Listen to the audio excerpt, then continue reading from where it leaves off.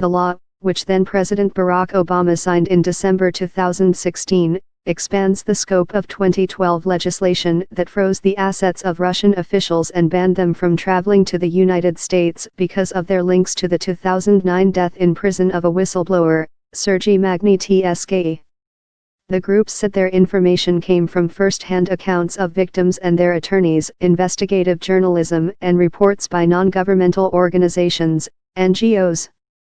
Police chiefs, public prosecutors, and heads of security services in Bahrain, China, Egypt, Saudi Arabia, Mexico and Central Asian countries where prisoners were tortured, executed, or died in custody are on the list compiled by the groups, which are coordinated by Washington-based Human Rights First.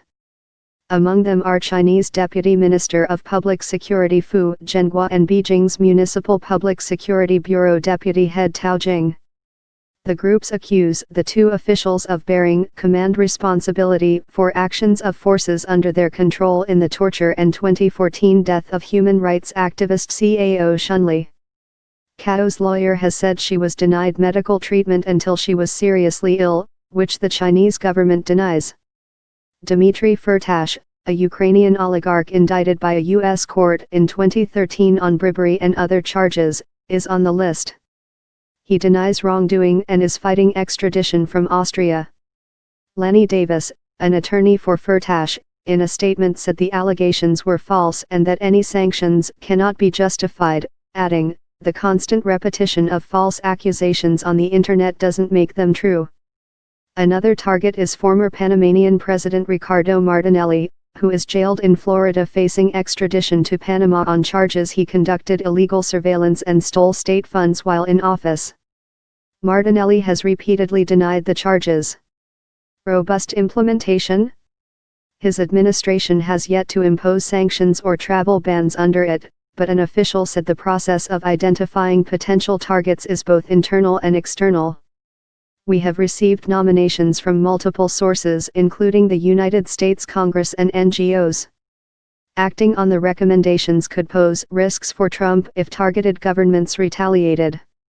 Washington needs Beijing's help in pressuring North Korea to halt its missile and nuclear tests, for example." The original Magnitsky legislation strained relations between Moscow and Washington. Magnitsky, a tax accountant and lawyer, was arrested in 2008 shortly after accusing Russian officials of involvement in fraud, and died in prison nearly a year later while awaiting trial.